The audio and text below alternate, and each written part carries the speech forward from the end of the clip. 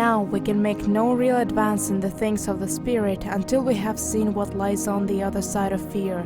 Fear cannot help us to grow. At best, it can only teach us to be prudent.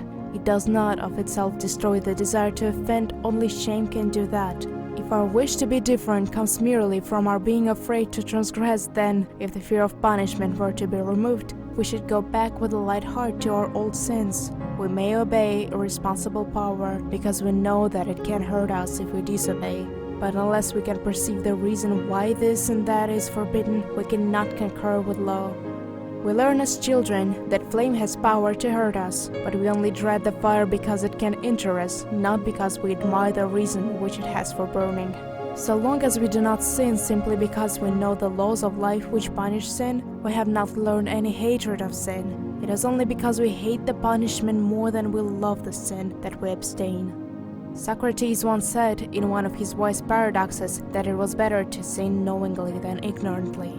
That is a hard saying, but it means that at least if we sin knowingly, there is some purpose, some courage in the soul. We take our risk with our eyes open, and our purpose may perhaps be changed, whereas if we sin ignorantly, we do so out of mere base instinct, and there is no purpose that may be educated. Anyone who has ever had the task of teaching boys or young men to write will know how much easier it is to teach those who write volubly and exuberantly and desire to express themselves, even if they do it with many faults and lapses of taste.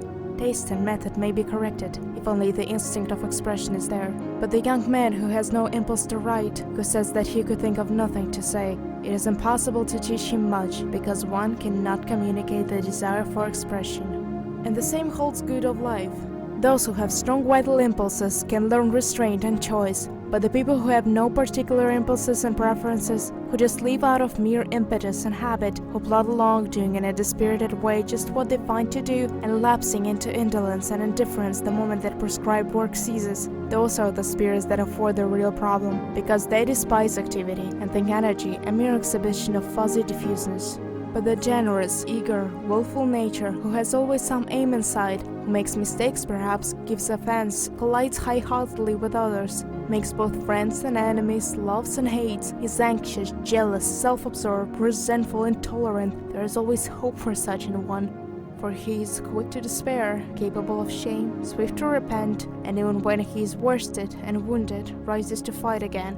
Such a nature, through pain and love, can learn to chasten his base desires and to choose the nobler and worthier way.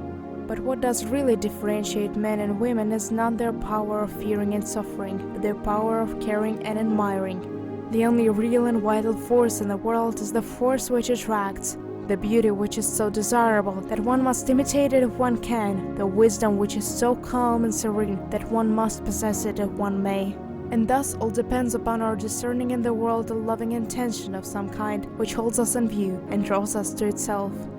If we merely think of God and nature as an inflexible system of laws, and that our only chance of happiness is to slip in and out of them, as a man might pick his way among red-hot plowshares, thankful if he can escape burning, then we can make no sort of advance, because we can have neither faith nor trust. The thing from which one merely flees can have no real power over our spirit.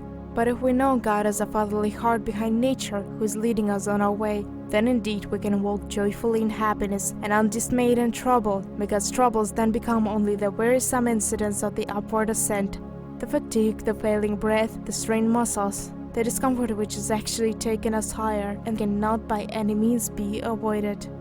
But fear is the opposite of all this. It is the dread of the unknown, the ghastly doubt as to whether there is any goal before us or not. When we fear, we're like the butterfly that flutters anxiously away from the boy who pursues it, who means out of mere wantonness to strike it down tattered and bruised among the grass stems. End of Chapter 3. Recording by Julia Rybnikova.